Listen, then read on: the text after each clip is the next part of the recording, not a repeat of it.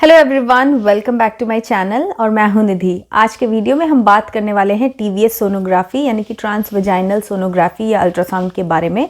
मैंने अभी रिसेंटली एक पोस्ट किया था कम्युनिटी पे और उस पर 90% लोगों ने वोट किया कि yes they want a video on TVS sonography.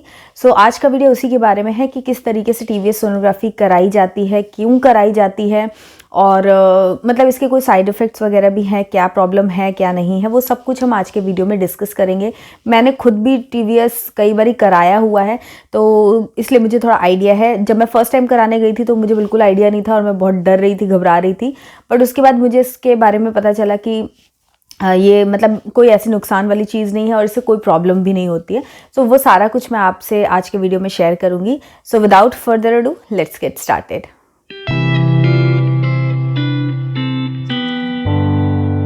Okay so guys, सबसे पहले जानते हैं कि सोनोग्राफी कितने टाइप की है। जो कॉमनली की जाती है वो दो टाइप की सोनोग्राफी की जाती है। एक होती है ट्रांस एब्डोमिनल सोनोग्राफी एंड एक होती है ट्रांस वजाइनल सोनोग्राफी।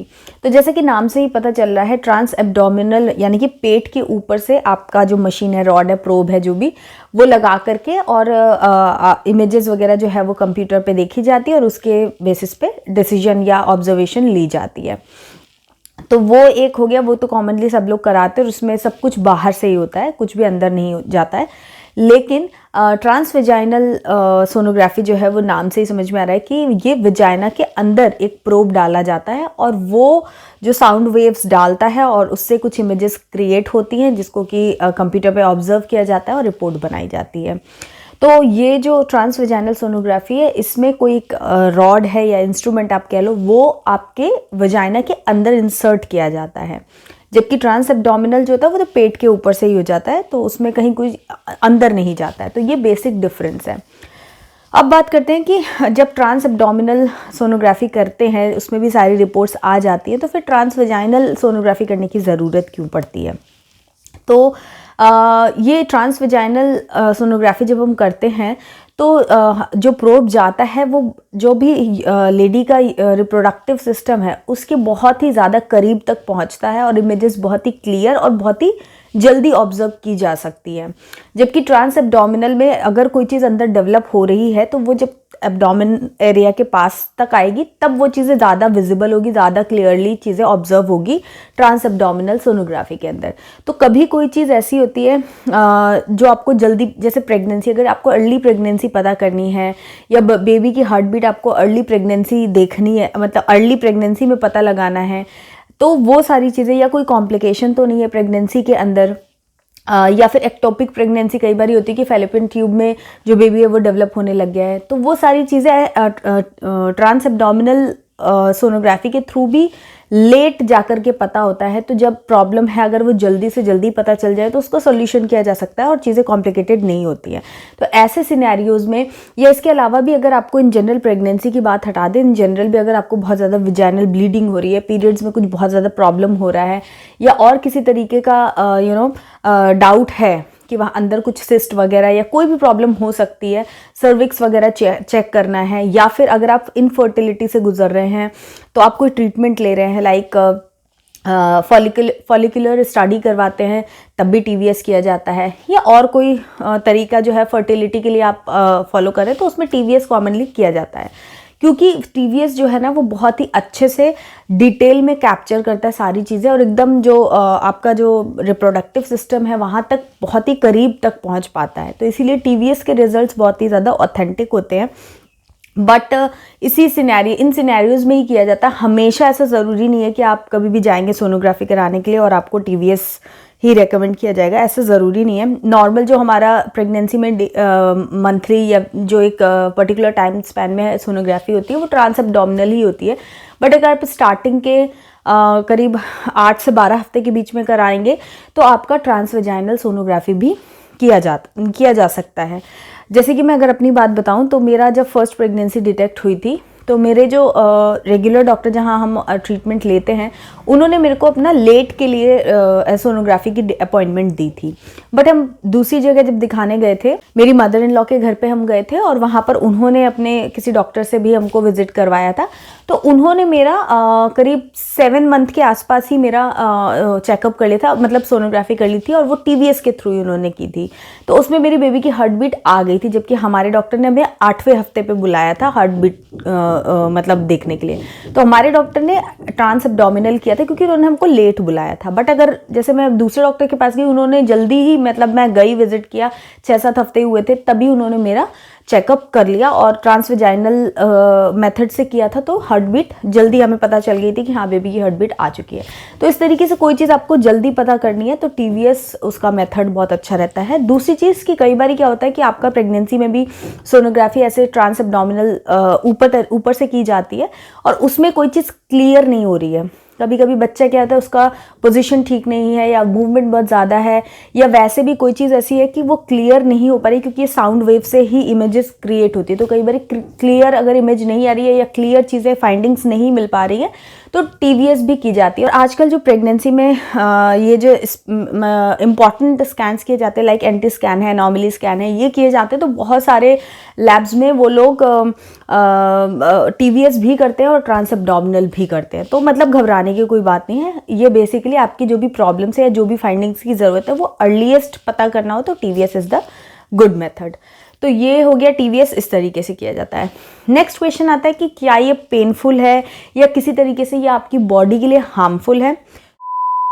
बढ़ने से पहले आपको बताना चाहूँगी कि मेरा एक व्लॉग चैनल भी है जहाँ पर मैं डे टू डे बेसिस पे अपना रूटीन और जो भी चीज़ें मैं कर रही हूँ वो सब कुछ वहाँ पर शेयर करती हूँ। करेंटली वहाँ पर प्रेगनेंसी रिलेटेड बहुत सारी इन्फॉर्मेशन शेयर करती हूँ, प्लस वहाँ पर मैं fitness related videos, product reviews and motivational content भी शेयर करती हूँ। तो ये सारी चीज़ें आपके ज़रूर काम आएंगी, इसलिए मेरे उस चैनल को भी सब्सक्राइब करना ना भूलें। लिंक मैंने ऊपर दे रखा है। नेक्स्ट क्वेश्चन आता है कि क्या ये पेनफुल है या किसी तरीके से ये आपकी बॉडी के लिए हार्मफुल है। तो बिल्कुल नहीं, ऐसा कुछ भी नहीं है। ये पूरा आपके अंदर इंसर्ट नहीं किया जाता। बहुत ही छोटा सा रॉड जो होती है, जो प्रोब होता है, वो काफ़ी लंबा दिखता है, बट उतना लंबा वो नहीं जाया जाता है। बहुत ही थोड़ा सा जो हिस्सा होता है प्रोब का, वो आपके वजाना में इंसर्ट किया जाता है और वहाँ से मूव करके जो प्रोब होता है उसको घुमा करके पूरा जो अंदर का एरिया होता है वहाँ पर पूरा स्कैन किया जाता है। आपका सर्विक्स है, फेलोपियन ट्यूब है, ओवरीज है, यूट्रस है, जो भी कुछ है आपका रिप्रोडक्टिव सिस्टम, वो पूरा उसमें विजिबल होता है। और वहाँ कहीं कोई प्रॉब्लम या कहीं कोई ऐसी चीज़ है जो हम देखना चाहते हैं तो बहुत ही आराम से देखा जा सकता है। तो ये बिल्कुल भी हार्मफुल नहीं होता है, इतना अंदर कुछ किया ही नहीं जाता है कि प्रॉब्लम हो। इवन लेटर प्रेगनेंसी में भी टीवीएस किया जाता है तो बच्चे को भी कोई हार्म नहीं होता है और हम लोग को तो कोई हार्म होता ही नहीं है। तो ये बिल्कुल भी हार्मफुल या कोई दिक्कत वाली बात नहीं है, इसमें कुछ भी आपको प्रॉब्लम नहीं होगी, बल्कि आपके भले के लिए ही ये टेस्ट किया जाता है इस तरीके से। तो इसमें कोई प्रॉब्लम नहीं है। पेनफुल की अगर मैं बात करूँ तो पेनफुल तो नहीं कहेंगे इसको, पेन ऐसा कुछ नहीं होता है, क्योंकि मैंने कहा कि बहुत ज़्यादा डीप इंसर्ट नहीं होता है, लेकिन हाँ थोड़ा सा एक अनकंफर्टेबल सा आपको फील होता है। इसको कराने का पूरा प्रोसीजर मैं आपको बताऊँ तो आपको लेटना होता है, जैसे आप ट्रांस एब्डोमिनल के लिए लेटते हो, मतलब पेट पे जो सोनोग्राफी होती है वैसे ही आपको लेटना होता है, बट आपके नीज जो होते हैं वो फोल्डेड पोजीशन पे रखते हैं और आपका वहाँ से वजाइनस में ये इंसर्ट किया जाता है प्रोब। तो जब इंसर्ट किया जाता है तो थोड़ा सा एक हल्का सा अनकंफर्टेबल आपको फील होता है, एक हल्का सा प्रेशर जैसा महसूस होता है, बट बहुत ज़्यादा ऐसा अनबियरेबल या आपको कोई डिस्कम्फर्ट हो, किसी की ज़रूरत हो, ऐसा कुछ नहीं होता है। ऑब्वियसली बॉडी में कोई चीज़ इंसर्ट हो रही है तो आपको एक अनकंफर्टेबल या एक अलग सा चीज़ फील होती है, बट पेनफुल या बहुत ज़्यादा कुछ प्रॉब्लमैटिक नहीं होता है, बहुत ही आसानी से हो जाता है और बहुत ज़्यादा टाइम भी नहीं लगता है। ट्रांस एब्डोमिनल जब सोनोग्राफी होती है ना तो टाइम ज़्यादा लगता है, बट इसमें टाइम ज़्यादा नहीं लगता है, इसमें कंपैरेटिवली टाइम कम लगता है, फाइंडिंग्स जल्दी आती है और बहुत ही ज़्यादा एक्यूरेसी के साथ में आती है। एंड उसके अलावा आपको ये कराने के लिए आपका ब्लैडर की अगर हम बात करें तो वो आपको एम्प्टी ब्लैडर ही मोस्टली कराते हैं, बट समटाइम्स कुछ केसेस में पार्शली फिल्ड ब्लैडर भी चलता है। बट मेरा अभी तक जितना एक्सपीरियंस रहा है, जैसे मेरे अभी सेकेंड प्रेगनेंसी में जो भी स्कैन्स हुए हैं या फिर फर्स्ट प्रेगनेंसी में स्कैन्स हुए या पहले भी कभी कुछ कॉम्प्लिकेशन से कुछ प्रॉब्लम आई तब स्कैन हुए, तो उसमें हमेशा मेरे को एम्प्टी ब्लैडर यानी कि यूरिन पास करके देन फिर वो बुलाते हैं डॉक्टर टेस्ट करने के लिए। तो एम्प्टी ब्लैडर ही मोस्टली ऐसा होता है, तो आपको पानी पी करके अपना ब्लैडर फुल करके जाने की ज़रूरत नहीं होती है। कॉमनली ट्रांस एब्डोमिनल सोनोग्राफी जब होती है तो कई बार ऐसा बोलते हैं कि ब्लैडर फुल करके आओ, लेकिन इसमें मोस्टली खाली करके ही आपको जाना रहता है। तो ये सारी चीज़ें हैं, कोई पेन नहीं होता है, कोई रिस्क नहीं होता है, बल्कि रिपोर्ट्स जो है जल्दी और एक्यूरेसी के साथ में मिलती हैं। कभी कभी ऐसा भी होता है कि TVS किया फिर भी चीज़ें नहीं अभी ऑब्जर्व हो पा रही हैं, तो आपको दोबारा रीस्कैन के लिए भी बुलाया जा सकता है, तो उसमें घबराने और डरने की कोई बात नहीं है। चीज़ें उतनी डेवलप ही नहीं हुई है कि वो किसी भी वे में कैप्चर की जा सके, तो ऐसे कंडीशन में TVS में रिपोर्ट नहीं आती है। बट इन जनरल आपकी कोई भी कॉम्प्लिकेशन है related to your female health, या जैसे पीरियड से रिलेटेड है, या फिर प्रेगनेंसी में कोई कॉम्प्लिकेशन है, या जो भी कुछ है, तो वो सारा कुछ बड़ी ही आसानी से कम टाइम में बिना किसी प्रॉब्लम के TVS से आप करवा सकते हो टेस्ट। तो ये सब कुछ है। अगर कोई डिस्कम्फर्ट हो रहा है, कोई भी तरीके की प्रॉब्लम हो रही है, कोई पेन हो रहा है, प्रेशर महसूस हो रहा है अनबियरेबल सा, तो प्लीज़ आप अपने डॉक्टर को इमीडिएटली बता दीजिए, ताकि वो प्रोसेस वहीं पर स्टॉप कर दी जाए और भी चीज़ें जो है वो देखी जा सकती हैं। बट इन जनरल कोई भी प्रॉब्लम अंदर जा कर के नहीं होती है। तो आई होप ये वीडियो हेल्पफुल रहेगा आपके लिए। अगर आपको ये वीडियो पसंद आया तो लाइक कीजिएगा और कॉमेंट करके मुझे बताइएगा कि आपको कैसा लगा ये वीडियो, और आपकी कोई क्वेरी है जो मैं नहीं बता पाई उस वीडियो में, तो वो भी डेफिनेटली आप कमेंट बॉक्स में डाल सकते हैं। एंड उसके अलावा भी कोई और वीडियो देखना चाहते हैं रिलेटेड टू प्रेगनेंसी, पेरेंटिंग और पोस्टपार्टम केयर रिलेटेड, तो मैं उस पर भी वीडियोस बनाऊंगी अगर आपका कोई पर्टिकुलर टॉपिक है तो। और इसी तरीके की वीडियोस देखने के लिए चैनल को सब्सक्राइब करके बेल आइकन प्रेस करना बिल्कुल मत भूलें, एंड ऑल नोटिफिकेशन ज़रूर सेलेक्ट कीजिए, ताकि हर वीडियो का नोटिफिकेशन टाइमली आपको मिल सके। तो चलिए मिलती हूँ मैं आपसे नए वीडियो में, तब तक के लिए आप मुझे इंस्टाग्राम पर फॉलो करें, and please do take care of your self. Bye.